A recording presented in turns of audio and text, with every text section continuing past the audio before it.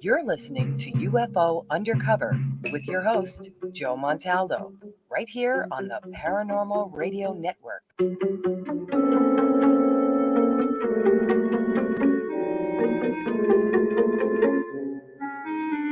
Are you ready to explore the unknown? Dive into the world of the strange, mysterious, and unexplained with Eerie Expeditions magazine. Each issue is packed with spine-tingling tales, cutting-edge paranormal investigations, and exclusive insights into hauntings, cryptids, UFOs, and more. Whether you're a seasoned investigator or just love a good ghost story, Eerie Expeditions magazine has something for you. Join our growing community of truth seekers and adventure lovers. Subscribe today at EerieExpeditionsMagazine.com and unlock the secrets of the supernatural. Are you ready? That's EerieExpeditionsMagazine.com, where the extraordinary is just a click away. Dare to discover.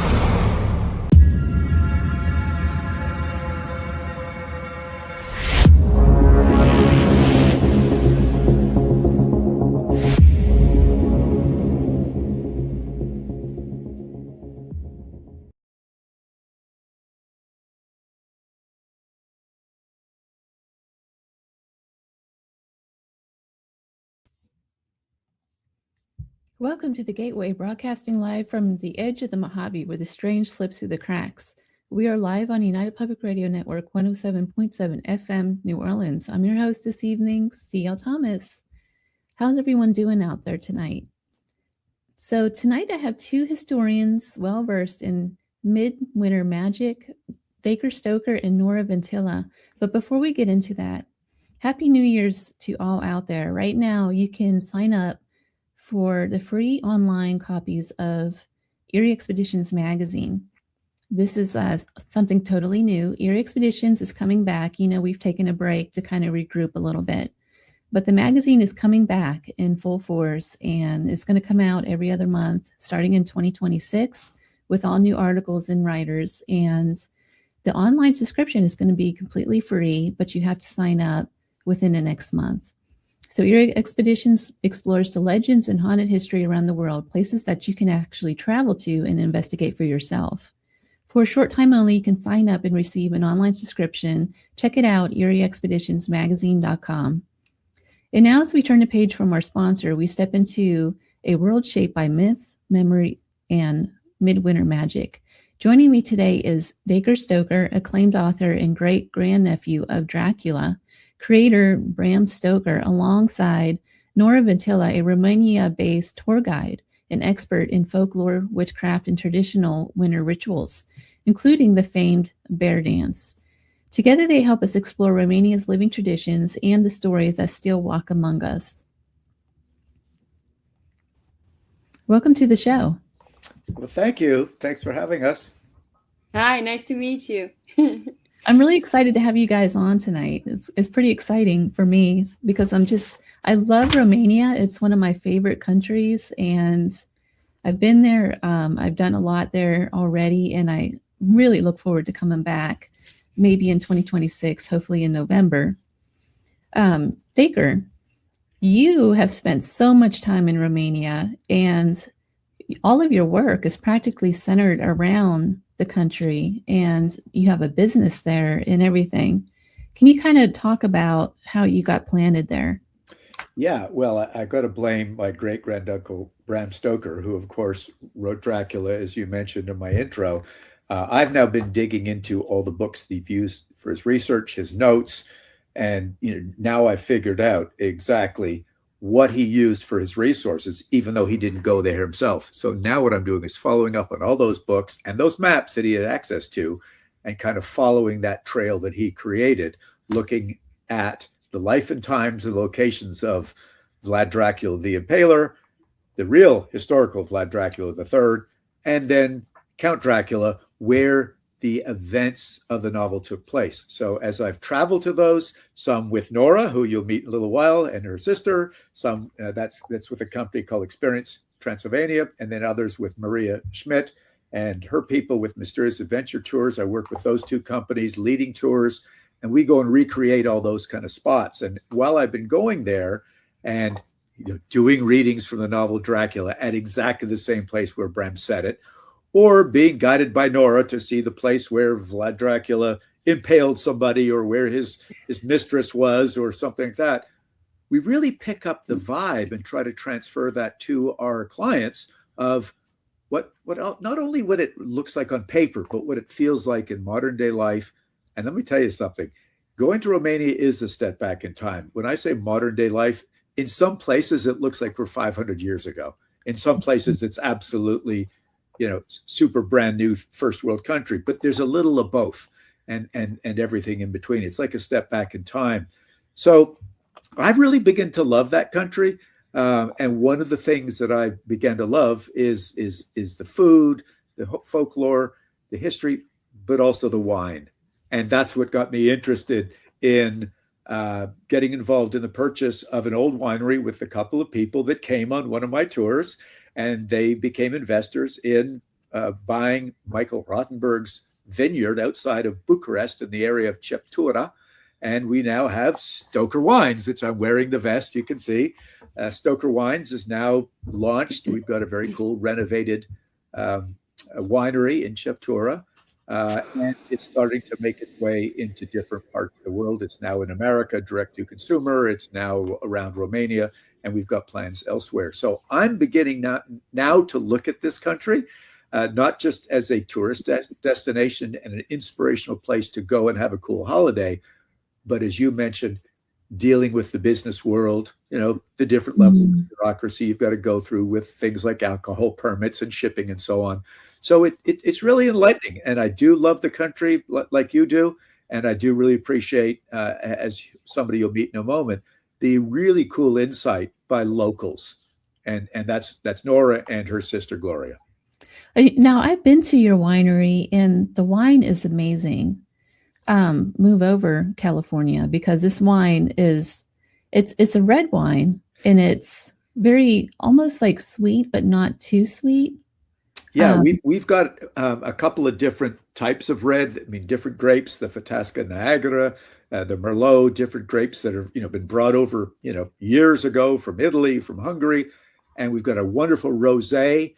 But we've also been moving into other areas of Romania where they've got about 5 different wine growing regions, and they grow the white grapes in the north, and ours are the red grapes. So we actually do some trading and bartering. We're about to introduce a white wine also, even though we don't grow the grapes.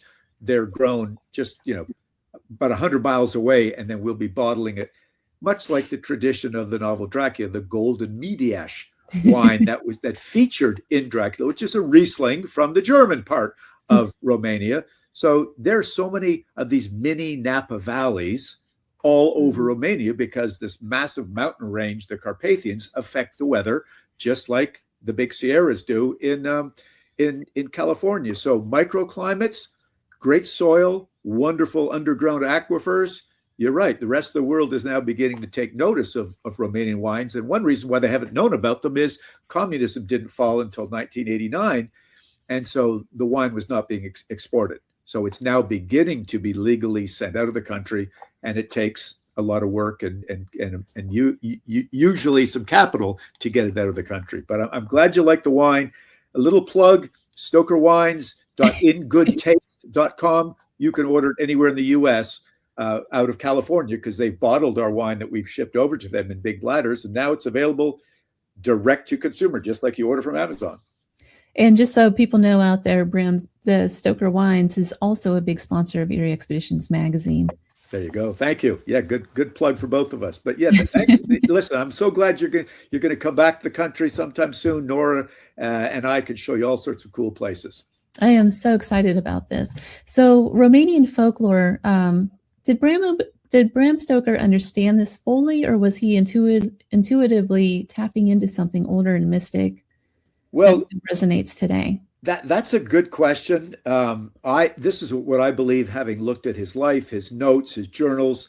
There was a somewhat element of intuitiveness, because he found a book by Oscar Wilde's mother that actually said Romanian folklore and superstition is an awful lot like Irish folklore and superstition, and that Madame Gerard has recently written a piece about it.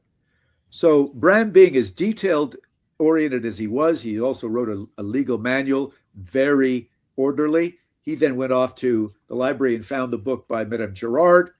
She was the Scottish lady who you'll hear about from Nora in a little bit, but she was somebody from Scotland that moved to the town Nora was born in Sibiu and did incredible research over there. And when she was there, she actually wrote an article that made it into the 19th Century Magazine, and then a 2-volume book called Land Beyond the Forest, all about folklore and superstitions, Strigoi, Nosferatu. That's where Bram got his detailed information. So the stuff that he put in Dracula, yes, some of it is fantasy, not much though. A lot of it is based on true locations, true people, and all this folklore. It's all stuff that Gerard handed him on a silver platter. And you'll hear more about that from Nora because she's really done a lot of studying on Gerard herself. So, Uncle Bram wanted to get things right so he could accurately, describe the country, the locations, and of course the superstition of folklore to make Count Dracula feel very realistic. Nora, I'm going to bring you into the conversation a little bit. First, can you tell us a little bit about yourself? Yeah, absolutely. I'm born and raised in Transylvania, Romania. I have a passion for all the known and the unknown, the history, but especially the hidden history of the places. And just as Dacre said, I like to guide myself. So we like to say that Experience Transylvania, we travel with all our senses and beyond. Because there are some things that you are aware of without going necessarily through the classic sensory receptors of the human body. I am fascinated, as I mentioned, by old myth and folklore, but in particular about the Transylvanian one because, I grew up with it, and it's still very much present in Romania in general. Now you're practicing Wiccan as well, correct? Yes. And you've made the earrings that you're wearing. Yes, I am, and I do, and I'm very passionate about that part too, and I think I'm right to say that we have that in common. I got into Wicca quite late in my life, I could say, but I did so because I figured out growing up with 3 religions, basically. So Sunday mornings were fun for me, going to Orthodox Church, Catholic Church, and then Protestant Church, all 3 of them. All on the same day? Yeah. Sunday morning. Luckily, they weren't all at the same time, but yeah. So growing up with all that Christianity, I think I rebelled in my university years. And I finally found something that resonated with me. And with, surprisingly or not, a lot of the pagan myths that I grew up with here in Romania. So Nora, let me just chime in on this because you and I have had spirited conversations with ourselves, with your husband Paul, and also with people in our tour groups. That can you just describe for the listeners in general, sort of the complexion of Romania when it comes to the different religions, where it is based in Europe with all these nearby, very strong religions that influence the Romanian way of life, and when people adhere to these religions, when they don't adhere to religions. So you've got many choices. Just give us a little insight into all that. Geographically, Romania is located in Eastern Europe. So if you think about Hungary, go even more to the east a little bit, and you're there, basically. And that has caused us to be between 2 giants historically, and not only thinking about the political power or, the Western Empire, which has always been a thing on its own, and the Ottoman Empire. And this also created two religious entities. So the Christian world and the Muslim world was separated basically by a strap of land, which most of that strap of land is nowadays Romania. So the pressure has always been big around these places between the two huge empires. And I'm saying Romania, and perhaps the Bulgarian listeners would say, oh, but Bulgaria was also Christian. Yes, but at some point, most of the Bulgarian population did in one way or another succumb to the Islamic faith. I could go way deeper into that. And if there's people who really want to take me up on this, please you find me on Instagram and on all of the other platforms. But getting back to the religion, Transylvania in particular, we haven't been part of Romania for all that long. It's only been 1918, the year 1918, that Transylvania was attached to the Romanian country. So before that, we were part of the Austrian-Hungarian Empire, which meant Catholicism and which meant Protestantism, the evangelical church. But before that, the Romanian population here already had the Eastern Orthodox religion. I don't know if really, I think of Christianity as a religion on all these Catholicism, Orthodoxism, etc. I see them as cults within the Christian religion.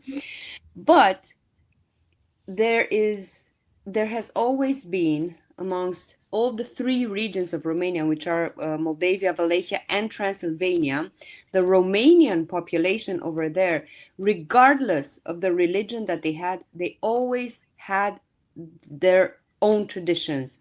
And of course, just like it happened in many other countries in Europe, if I dare say all of them, these local traditions somehow got intermingled with the Christian faith, regardless if it was Catholicism, Protestantism, etc. It got intermingled with the beliefs and the traditions that had already been there. And in Romania, this is much more powerful. I think the only country that I can compare this to is actually Ireland, with the Celtic beliefs and even the designs and everything intermingled with Christian elements and everything like that. So, and I've lost my train of thought. That's okay. So right now we have the New Year, and we just passed through winter solstice, and in the Hebrew, all three Hebrew religions is considered the New Year that had just passed. Is this considered a powerful liminal time in traditional beliefs? Absolutely. So it's a crescent. So we have so many holidays, days of saints, and even traditional events like Focul lui Sumedru, Sumedru's fire, which is still celebrated in the south of Romania, and in some locations in Transylvania as well, which is central western part of Romania. That happens on October 26th, and that's actually when the chores of the field were done and people were starting to revere the year that had passed and to welcome in the darkness of the winter months. So my personal opinion is that this holiday, Sumedru's fire, which is celebrated with fires on top of hills outside the villages. They used to make little figurines or balls of hay or all sorts of materials and just light them up to symbolize, the light in the dark and the beginning of the dark season. And then going through November, we have like we talked a little earlier, like most cultures have the Day of the Dead, which is here in Romania, November 1st. Then we have the night of Saint Andrew, which is also a very, very important. And then this one actually comes from way before Christianity, comes from the Dacian people that used to occupy the territories here in Romania before the Roman takeover. So we're talking over 2,000 years ago. Actually, Saint Andrew is on the 30th of November. So 30th of November came even before the Day of the Dead, which is November 1st, which is, I'm sorry. Yeah, which is November 1st. November yeah, 1st. Yeah, that's one of the coolest days. In itself. Let me just chime in because I've been lucky enough to see that.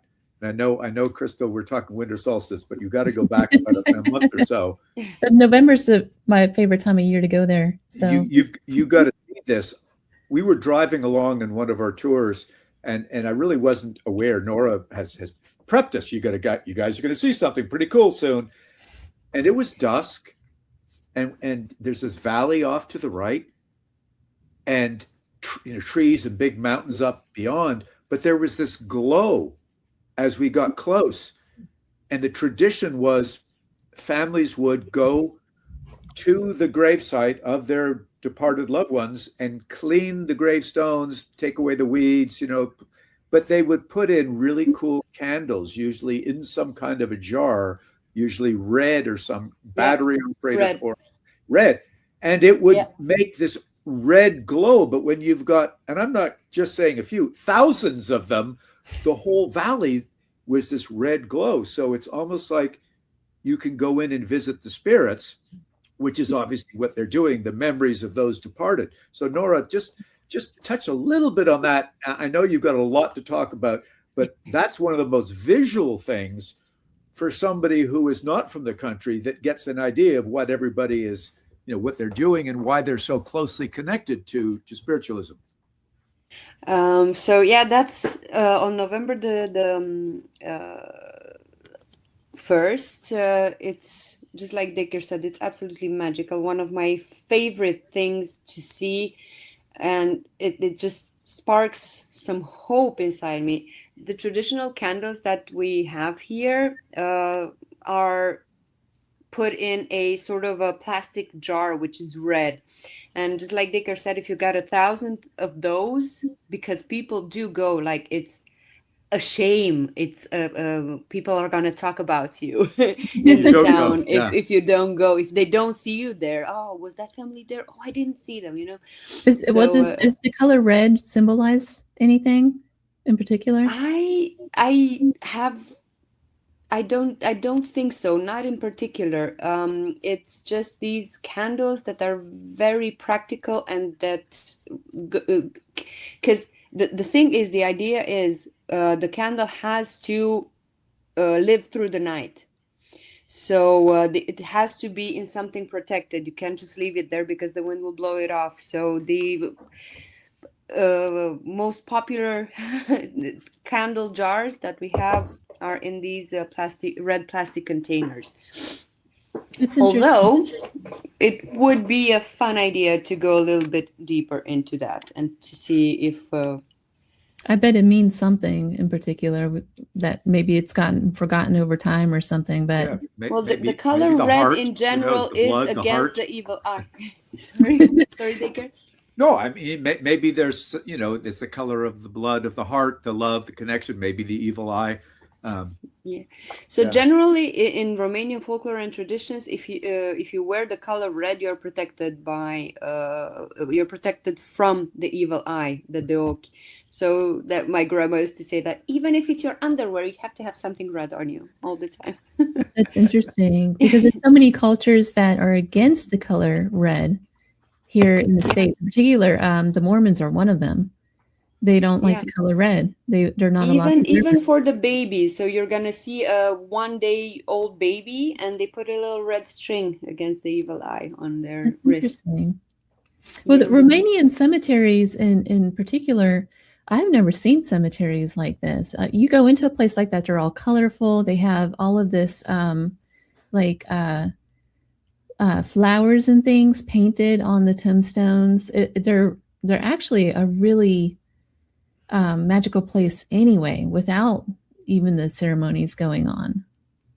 Nora, what's the place in the South that has, is it called the Happy Cemetery? Because they're not all. The Happy Cemetery, it's right in the, where we call that the place where you put the map on the wall because it's way up north, very nearby to the Ukrainian border, and it's the Mary Cemetery. Yeah, the Mary. It's that's right. Yeah. It's a newer tradition. I'm talking about the 1900s, but of course I couldn't help it. I researched it, and the tradition actually comes from the Dacians, who used to laugh at the face of death because they were going to go to the promised place, the Summerland, and meet with Zamolxis, with the god. So that was also a connection that I can make with Ireland and with the Celts, that Romanians laugh at the face of death. Or the ancient Dacians, that was the reaction when they knew, even in battle, that they were dying. The fact that secured their place up in the heavens was they had to laugh. The spiritualists kind of do that in a way, I guess. Yeah. So, okay, there is a tradition around New Year's in Romania that I haven't seen anywhere else in the world, and that's where the bear dance. And this is for listeners out there. They will parade around in costumes made of bear skins and things like this. And to some who have never seen something like this, it can be kind of scary looking. What is it meant? It's intended to. What does this mean spiritually? Is it to protect, to cleanse, to transform the community somehow? What does it mean, and why is this practiced during the New Year's? All of the above. So the tradition of the New Year's dance. So actually, this happens anytime between now, what is it, December 18th, but even 1 week before that. We still have that going on, by the way. But this tradition of the bear around New Year's comes actually also from the ancient Dacians and their pagan beliefs. In Romania, we have a huge population of bears, even nowadays, brown bears. And this was their go-to animal for this time of the year. Let me try and help you wrap your head around this. The main reason why they did the dance, regardless if it were what animal it was, because we have also the capra, which is the goat. Back in the day, they used to do horses, or it had to be quite a larger animal. We can't do it with the chicken because, first of all, it's not big enough, it's not scary. They did this dance to scare away the evil spirits, and to welcome the new year, and all the strigaturi, the yelling, the words that they say during this bear dance. They're meant to scare away the evil spirits, let go of the past, let go of the past year, and welcome the light and the new year that was coming in. Now, you ask me, why the bear? Well, besides the fact that there were plenty of them in Romania, the bear is also a symbol for resurrection, because what does the bear do? Hibernates. So it goes out for the winter, so it's dead, per se, not per se, but in a way it's gone, it's dead, it's out of this world, and then it comes back, comes spring. So and it's become more and more popular because you can't actually find 8 wolves and take their skins off and everything like that. They're a little bit more dangerous than a bear. But in this time of the year, as the bears are already starting to go towards hibernation, they were a little bit easier to kill. Unfortunately, or not necessarily unfortunately, but traditionally, bear is also hunted for food in Romania. So even nowadays, since the European Union and the new laws, a little bit less, but still a couple of years ago, we were with a group and we had a bear grill. What does it taste like? It's tastes like it's gamey. But something did freak me out, and I haven't had it since, even if it was offered to me, because they made a stew. And while they were mixing the pod with everything, they pulled out one of the paws, and it looked exactly like a human hand. Yeah, that would freak me out too. I kid you not, like all the muscles that you see in a human hand and the phalange and the fingers. Yeah, that creeped me out a little bit. So, Crystal, let me just chime in on a little bear story myself. One of the things that Nora's sister Gloria did when I had a family over, I said, look, here's a group from America that want to see more than just Vlad Dracula and Count Dracula. Let's see some, animals. And it's not like you just go to a zoo, but there's a very interesting location, a bear preserve, just outside of where you go to Bran Castle. So one of the great Dracula sites, this wonderfully preserved old castle. This group of people raise money and travel around Europe and rescue bears that were being, either abused in these little carnival shows, chained up, or they're being baited to fight for gambling. And this place would raise money, go around Europe, purchase these bears, and put them in these very, very large enclosures to help socialize them back into the natural environment. So not to say that, bear killing with permits is not allowed. There is that. It's a very controlled thing in the country. But the country also has great sensitivity to helping these bears, the ones that do get abused in other places, come back to a natural environment. And you go there because they get fed twice a day. There's all this sort of, meat from farms, leftover stuff from slaughterhouses that are brought in. And these trucks come along, and it's unbelievable. These bears come all out of the forest, large enclosure. Trust me, we're very safe. And you see all these bears, really happy for free food. And I asked the guy, I said, how long does it take? He said, it's just like a person in therapy. They're all different. We know every single bear. They have collars with tags, and we've got a pretty good success rate of about 40% that come to us that we are able to then reintroduce back into nature. But not all of them do, because some of them are just so abused or so naturalized that they just can't, they wouldn't be able to find food on their own, depending how long they've been in captivity or somewhere. So again, this is a cool country with great traditions of bears, the dances, and also the ones in the wild. And luckily, I haven't run across one when I've been hiking up in the Culmination National Park to find the location of the original fictional Castle Dracula. They are there, and the guides that we take, actually Nora and her mother actually even hire mountain rangers that have a gun just in case, and the bear spray just in case. We haven't needed them, but we're in that environment. Things to look forward to for me, huh? I can't wait to take you there. You got to see this stuff. I'm excited about it.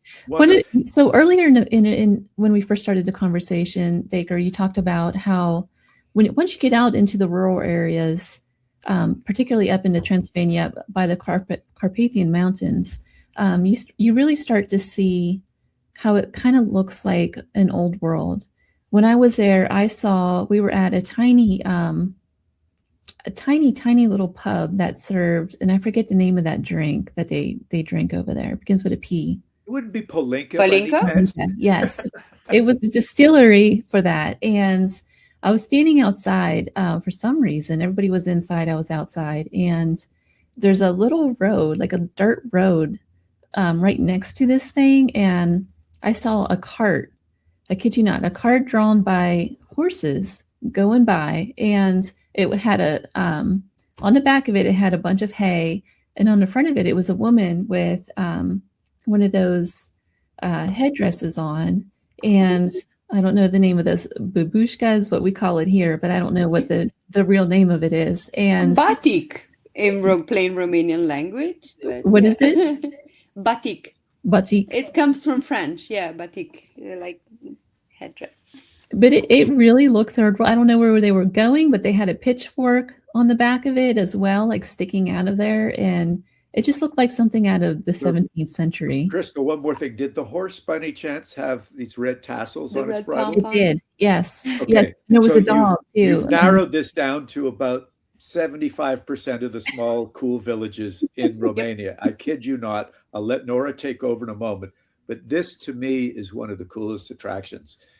And I've spent a lot of time mostly in Wallachia and Transylvania, not so much out by the Black Sea area, but up in these mountain ranges, the foothills of the Carpathians, these small Saxon villages. And they all were built very efficiently by the German settlers, the Saxons. Their houses are all sideways to the road. They've got walls, fences next to them for protection to keep their animals in, but also bad guys out, bad animals out. And you'll see these things that I kid you not, it makes you feel like you're walking back 500 years. I sort of giggled when you said, and the dirt road right out inside. Yeah. Because unless you saw cows walking along that road at dusk and everybody opening their doors when the horn blows, because the cows are being signaled by the horn blower to come back from the valley to go into each of their homes, their barn areas. And all the person has to do, the man, the woman, the child, is open the gate. The cows know where to go. It's the most efficient. It's like the cows have Germanic DNA. They're so organized to go back into the right place. But it is also incredibly surreal because you do look like you're going back in time. It does. Yes, they have tractors, but they prefer the efficiency of these liter wagons, the horses. It's very simple, but if you've seen these things with 10 feet of a hay or straw on top with 3 people from the family with pitchforks and just been loading them up, it's an incredibly simplistic but very efficient way of life. And that's what we like in both the tours I work with, Mysterious Adventure Tours and Experience Transylvania, to show you guys this. And Nora and her sister take us to the fortified churches in this area to show us the way of life. We have home visits where we eat meals with the locals. And in some cases, even some of them do make their own palinka or do make their own wine, which makes it fun to enjoy as well. Well, one of the things that I notice when I go to a place like that, I got to go to one of the villages that you're talking about. And I think it was King Charles, I believe. Tell him, Nora. Yes. But King Charles has a few buildings there, a few houses. One of the things you notice about these villages when you go into them is you start to see, aside from all of the old world things like the horses and carts and things, but you also see sigils painted all over the walls. They're over the doorways on the houses. And the people, I remember one of the ladies that I talked to out, who was one of the cooks for that evening for us, she was saying that she and her family, they don't go at it after dark at all. They were very superstitious. Can you kind of talk a little bit about, once you get out of the bigger cities, you start seeing more and more of the way people live alongside of the superstitions and legends and things. Can you talk a little bit about that? I can assure you that even in the cities, there's still a lot of reminiscence of the things that you see in the countryside. Of course, they are much more present in the villages, just like you said. Like, for instance, you said people don't go out after dark. That's one of the things. Or one of the things you must not do is take the garbage out after dark. And especially, because we were talking about New Year traditions, not on New Year's Eve. Whatever you do not take the garbage out after dark. And if it's on New Year's, you're done for. I mean, it's like all the 7 plagues are going to come upon you, and your life's going to end, and your everything. So yes, you were talking about Viskri, and I want to go back just a little bit to Emily Gerard, who was the lady writer who gave Bram Stoker all the information about Transylvania. Because if you read Transylvanian Superstitions, her book on about the superstitions that you find in this part of Romania, I think more than 80% of these superstitions I know still, and I grew up, so I didn't study them or anything. I just grew up with them. Like grandma knew them, mom knew them, everybody in our family knew them. So that's how this information also crosses from the village to the cities. Because even if I was born in a smaller town, I moved to a bigger town and in a city, and these beliefs, they transpire. Did you want to hear some? Yes, in particular? absolutely. Yes. So this one, the one with not going out after dark, I grew up with that, and being a teenager in Romania gets real tough because of that. Another one would be putting your bag on the floor. Handbag, your purse. Your handbag, your purse on the floor, that repels abundance, and you should never do that.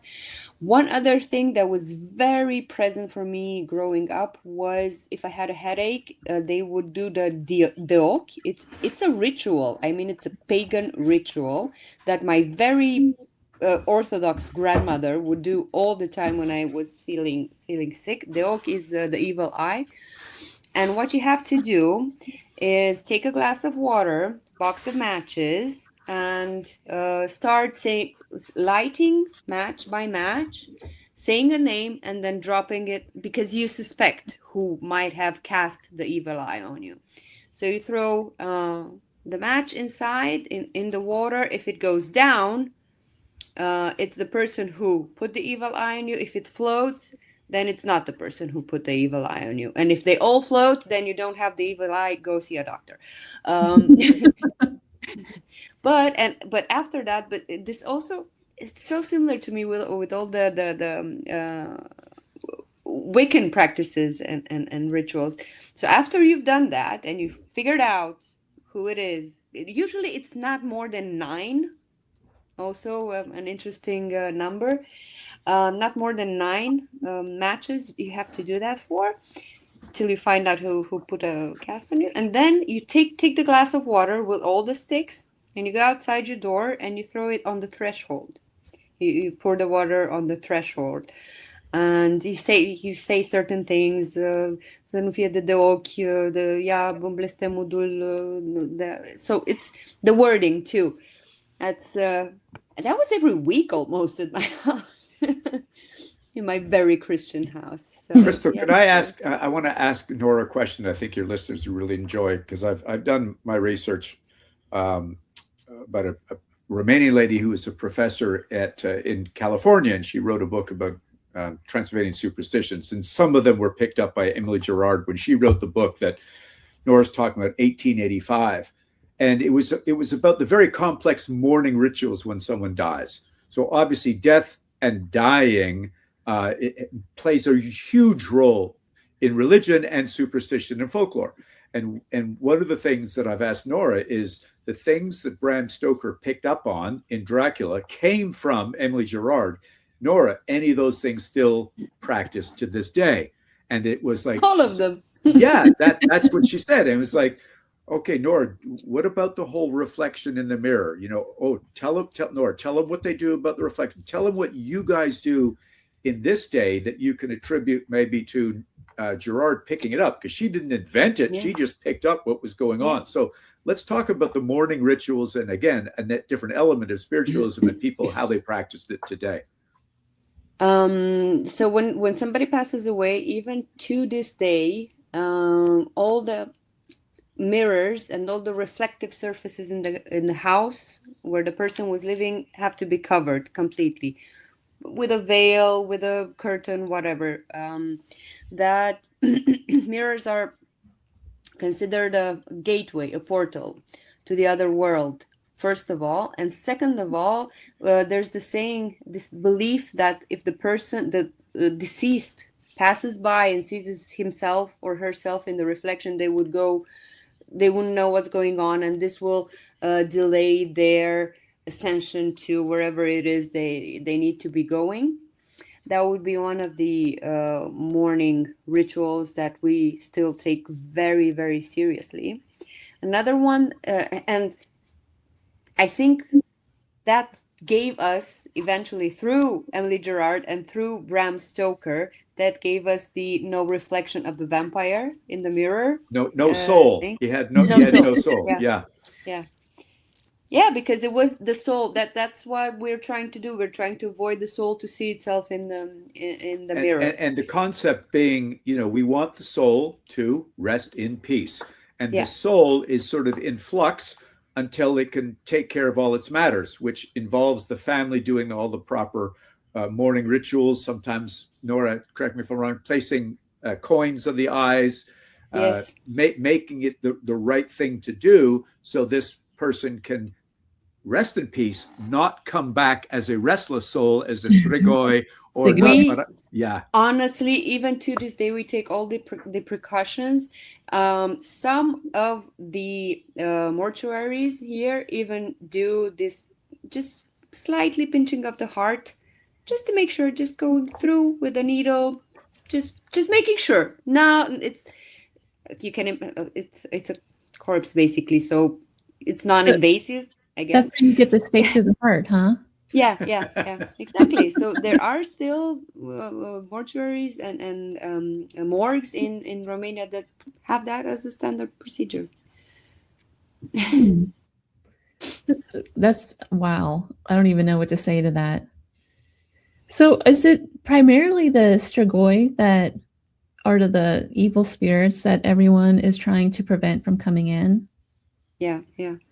And the night of the strigoi, the most dangerous night is the night of Saint Andrew, which is November 30th. And this is when the strigoi come alive and they try to come back home to their houses.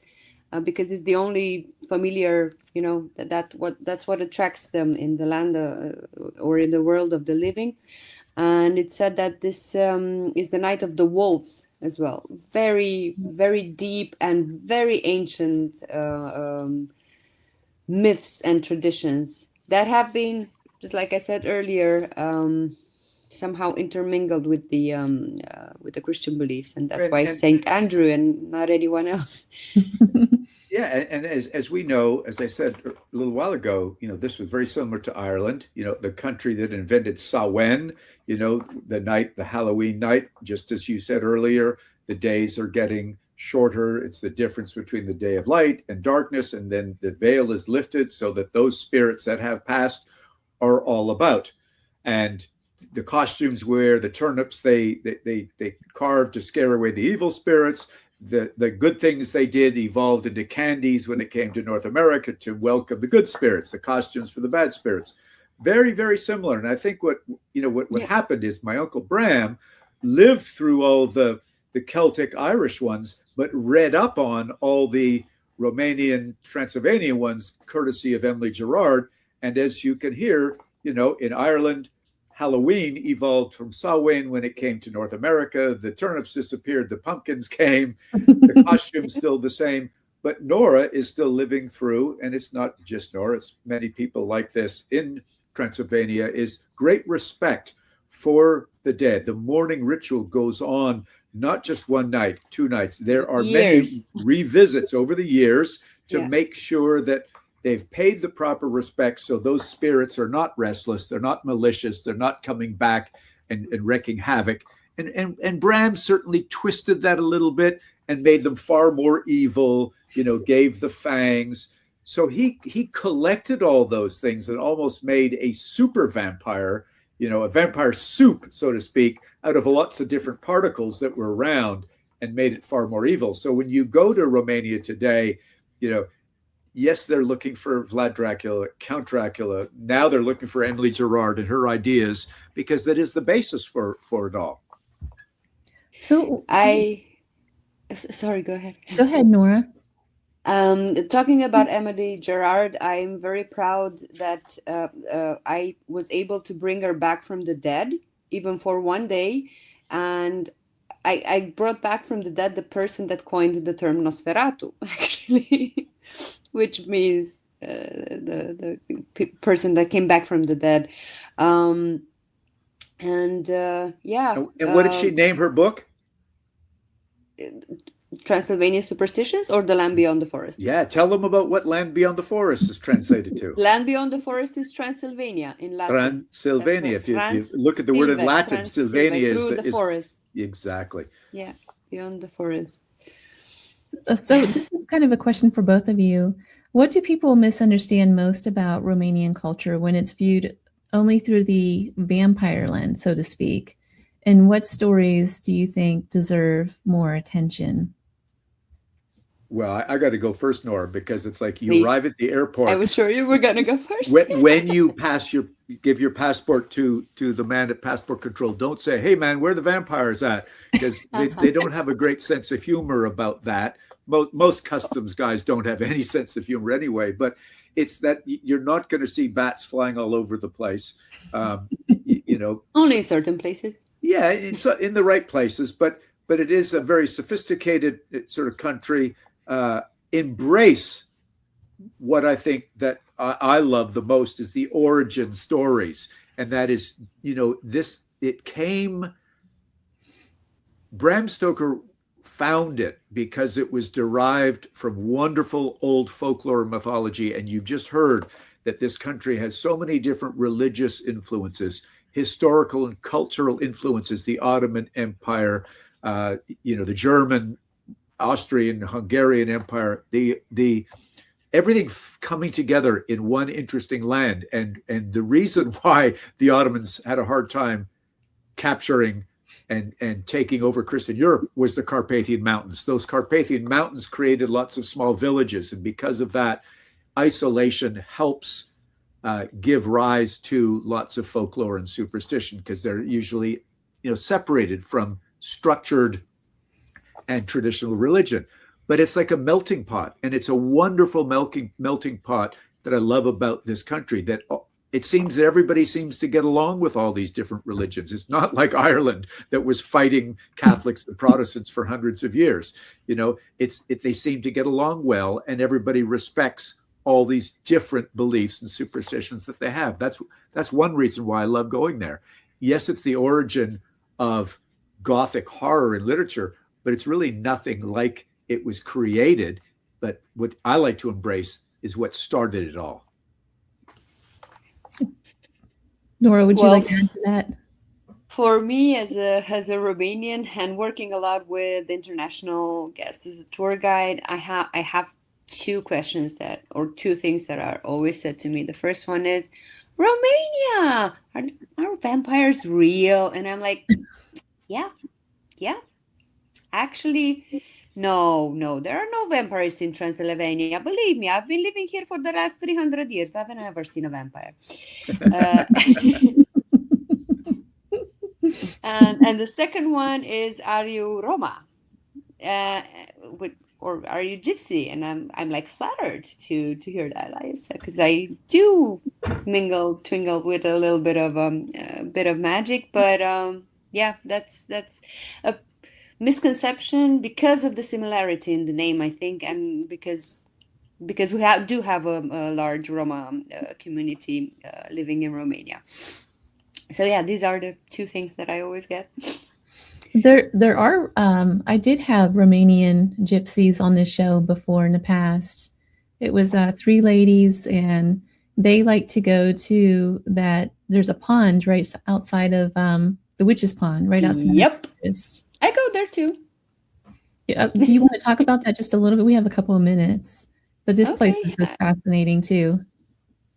I go there when there's things from rituals that I really need to put in a place where not the best spirits will take care of them.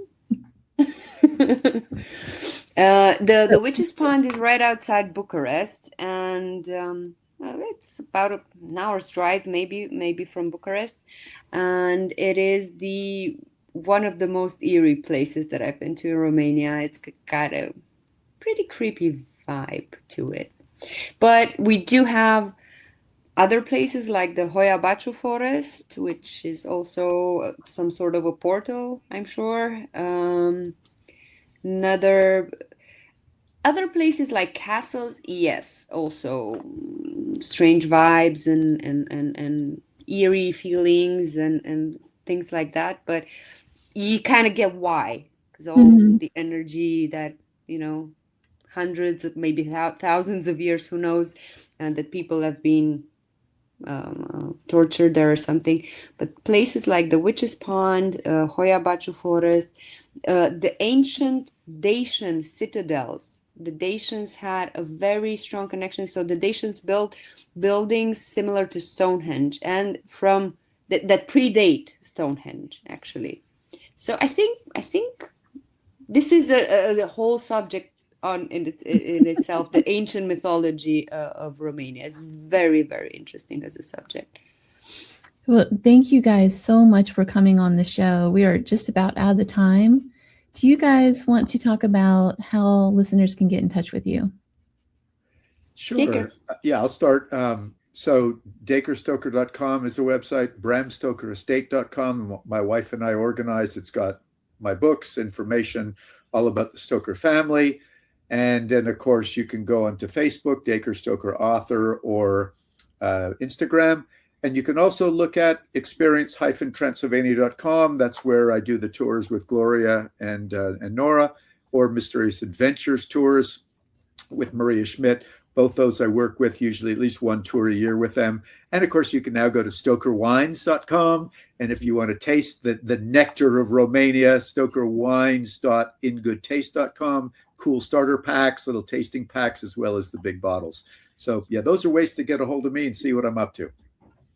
So since Dacre already mentioned where to find us, experience-transylvania.com, I want to mention also our Instagram account, xTransylvaniaX, one word, and I myself am at polyartist_Nora on Instagram. But if you find the xTransylvaniaX, this is the Experience Transylvania Instagram, you can find me from there because I'm present in almost all the posts. So well, thank you guys again for being on the show, and I'm definitely going to schedule you guys to come back, and I look forward to chatting with you about my return trip to Romania coming up.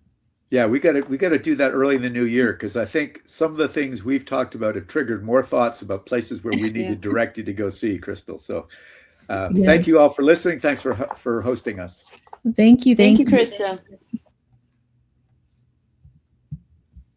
You've been listening to The Gateway, broadcast from the edge of the Mojave where the strange slips through the cracks, live from United Public Radio Network 107.7 FM, New Orleans. I want to thank my guests, Dacre Stoker, an author and great grand-nephew of Bram Stoker, and Nora Vintilă, Romania-based tour guide and expert in folklore and folk magic, for sharing their insight and stories with us today. If this conversation stirred your curiosity in Romania, I encourage you to explore the myths and into the living traditions that shape Romania's cultural soul. So Romania, it's really not that expensive to visit Romania. It's one of the cheaper places to go throughout Europe. I highly recommend taking a tour with Mysterious Adventures Tours or some other tour that will explore the Carpathian Mountains in Transylvania. It's just an experience that you won't regret. I'm actually planning on going back there late this fall, 2026, late in the fall. I'm going to be over there for probably about 2 or 3 weeks, and I plan to do a lot of filming and interviewing, so stay tuned for that. Thank you for listening to the Gateway Podcast. Special thank you to Joe Montalda. He's the owner of this radio station that you're listening to. If you have enjoyed this episode, please subscribe, leave a review, and share it with a fellow traveler or the strange and unexplained, or fellow listener, I should say, have traveling on the mind. Until next time, stay curious and mind the threshold.